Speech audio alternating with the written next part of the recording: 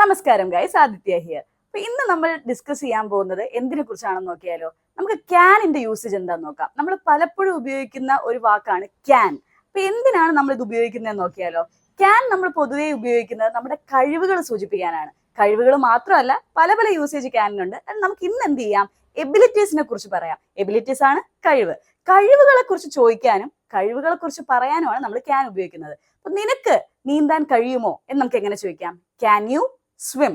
U മാത്രമല്ല, ഇപ്പൊ അവന് പടം വരയ്ക്കാൻ കഴിയുമോ എന്ന് എങ്ങനെ ചോദിക്കാം? Can he draw pictures? അല്ലെങ്കിൽ എനിക്ക് ഈ 10 കിലോ ഡംബൽ എടുത്തു പൊക്കാൻ കഴിയും എന്നെങ്ങനെ പറയാം? അതെന്റെ കഴിവാണല്ലേ, അത് നമുക്ക് എങ്ങനെ പറയാം?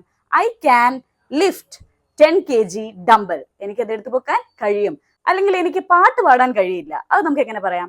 I can't Singh song. Negative ആണെങ്കിൽ കെനോട്ട് എന്ന് നമ്മൾ പറയില്ലേ. കെനോട്ടിന്റെ ചുരുക്കഭാവമാണ് നമ്മൾ എന്ത് പറയുന്നത്? കാണ്ട്. അപ്പൊ നമുക്ക് എന്ത് പറയാം? കഴിയില്ല എന്നുള്ള സാഹചര്യത്തിൽ എന്ത് യൂസ് ചെയ്യാം? കാണ്ട് എന്നുള്ള വാക്ക് ഉപയോഗിക്കാം. I can't draw pictures, I can't go with him. ഇങ്ങനെയൊക്കെ നമുക്ക് എന്ത് പറയാം? എനിക്ക് അവൻ്റെ കൂടെ പോകാൻ കഴിയില്ല എന്നൊക്കെ ഉള്ളൊരു സാഹചര്യത്തിലാണ് നമ്മൾ കാണ്ട് ഉപയോഗിക്കുന്നത്. ഇനി നെഗറ്റീവായിട്ട് നമുക്ക് എങ്ങനെ ചോദ്യം ചോദിക്കാം? ഇപ്പൊ നമ്മൾ ക്യാൻ യു സ്വിം എന്ന് ചോദിച്ചില്ലേ, അതിന്റെ മലയാളം എന്താ? നിങ്ങൾക്ക് നീന്താൻ കഴിയുമോ എന്നാണ് അല്ലെ. അപ്പൊ നെഗറ്റീവ് ആയിട്ടാണ് നമുക്ക് ചോദിക്കേണ്ടെങ്കിൽ നിങ്ങൾക്ക് നീന്താൻ കഴിയില്ലേന്ന് ചോദിക്കും. അങ്ങനെ ചോദിക്കുന്ന ചില ആൾക്കാരും ഉണ്ട്. അപ്പൊ അങ്ങനെയാണ് നിങ്ങൾക്ക് ചോദ്യം ചോദിക്കേണ്ടെങ്കിൽ ഈ കാണ്ട് എടുത്ത് നിങ്ങൾ ആദ്യം യൂസ് ചെയ്താൽ മതി. കാണ്ട് യു സ്വിം? നിങ്ങൾക്ക് നീന്താൻ കഴിയില്ലേ? അപ്പൊ ഇതുപോലുള്ള കൂടുതൽ വീഡിയോസിനായിട്ട് നമ്മളുടെ channel like, share and subscribe ചെയ്യുക. അതുപോലെ തന്നെ ഇതിന്റെ ഒരു ലോങ് വീഡിയോ ഞാൻ പോസ്റ്റ് ചെയ്യുന്നതായിരിക്കും. അത് വേണമെങ്കിൽ ഉറപ്പായിട്ട് കമന്റും കൂടി ചെയ്യുക. Thank you guys.